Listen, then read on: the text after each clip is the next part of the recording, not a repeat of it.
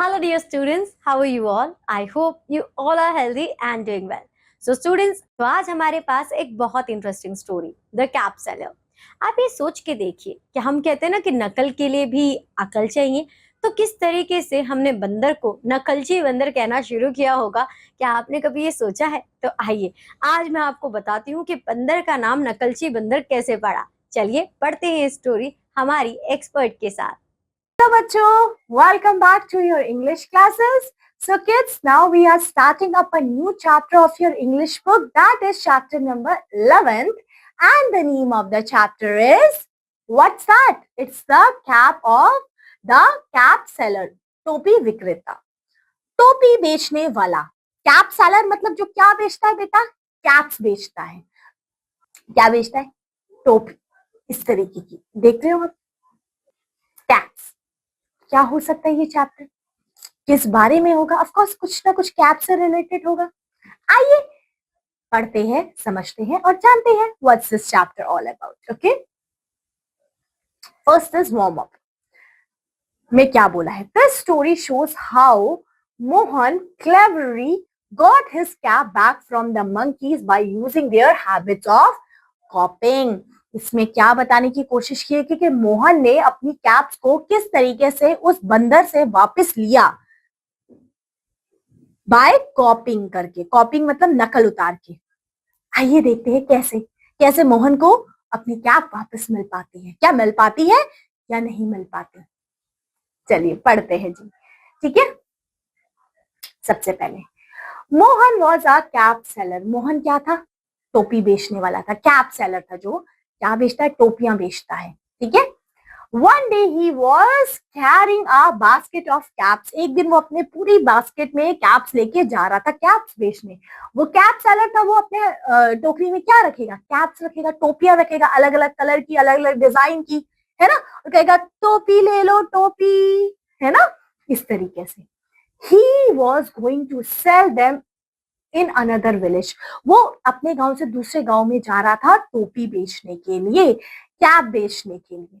On the way he felt hot and tiredness. वो क्योंकि चलते चलते बहुत गर्मी का टाइम था, थक चुका था, टायर्ड हो चुका था बड़ा। ठीक है।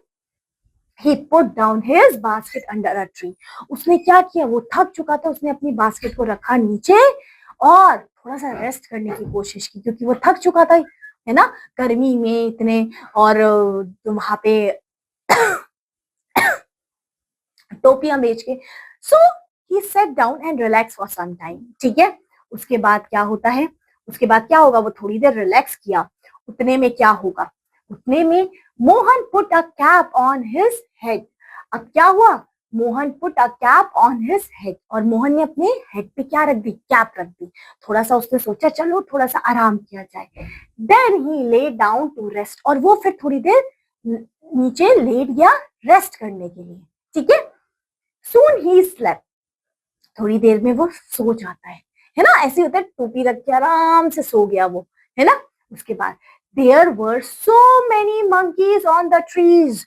और उस ट्री पे कौन थे? बहुत सारे मंकीज। ट्रीज पे ही होते हैं ना बहुत सारे monkeys.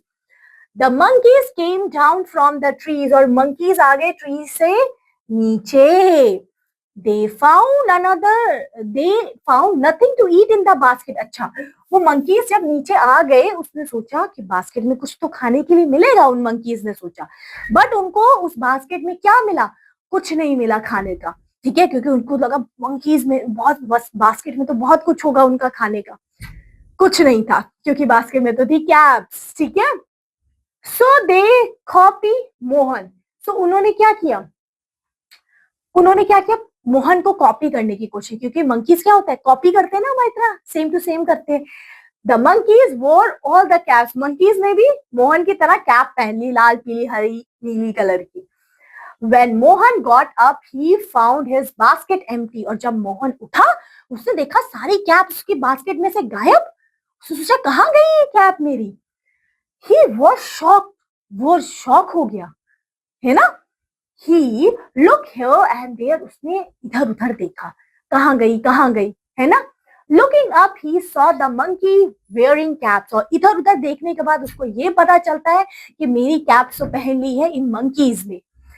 He begged them to return his caps, but they did not hear him. उसने उनको बोला प्लीज मुझे दे दो मेरी कैप्स, मोहन ने कहा, बट उन्होंने कुछ नहीं सुना उनका. उन्होंने उसकी तरफ सुना भी नहीं कि वो क्या कह रहा है. उसके बाद he took off his cap and threw it on the ground. The monkeys like to copy others. अच्छा, अब क्या किया उसने? मोहन ने जब बोला उसको प्लीज दे दो, तब तो उसने सुना नहीं. फिर मोहन ने सोचा कि ये ना मैं अगर जैसे करूंगा वो मुझे कॉपी करेगा, तो मोहन ने अपनी कैप उठा के ऐसे फेंका, नीचे फेंका. अब मंकीज ने उनको देखा, दे कॉपी हिम क्विकली. अब मंकीज ने जैसा मोहन कर रहा था वैसे किया. मोहन ने कैप उठाई, फेंक दिया. मंकीज ने भी कैप उठाई और नीचे फेंक दिया. They all took off their caps and threw them down. और उन्होंने भी क्या किया? मंकीज ने कॉपी किया मोहन को, कैप उठाई, फेंक दिया.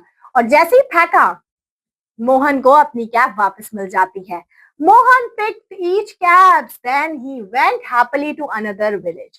और मोहन जैसे ही मंकीज ने वो कैप नीचे फेंकी, मोहन ने वो कैप उठाई और वापस अपने गांव चले गया खुशी खुशी के हाँ मुझे मेरी कैप वापस मिल गई. Now I am happy, I am satisfied. Okay? तो ये चैप्टर था आपका किसके बारे में? कैप के बारे में. पता लगा मंकीज ने कैसे कैप पहनी और मोहन को कैप वापस कैसे मिली. बस यही थी आपकी chapter. Hope so everything is clear to you. Yes, तो यही था आपका चैप्टर. अब आपसे मुलाकात होती है एक नए चैप्टर में आपकी इंग्लिश की बुक के. तब तक के लिए ध्यान रहिए, खुश रहिए. Have a good day. Bye bye. तो उस कैप सेलर ने तो अपनी चालाकी का बहुत अच्छी तरीके से इस्तेमाल करा कि उसने अपनी कैप्स को वापस लाने के लिए नकलची बंदरों की बेवकूफी का इस्तेमाल किया. जैसी उसने भी कैप हटाई, नकलची बंदर ने भी अपनी कैप सारी छोड़ दी और उसने अपनी कलेक्ट करी कैप और चला बना. तो बच्चों, इस तरीके से नाम पड़ा बंदर का नाम नकलची बंदर. अब मैं आपसे मिलूंगी आपकी नेक्स्ट क्लास में. टिल देन बच्चों, बाय बाय.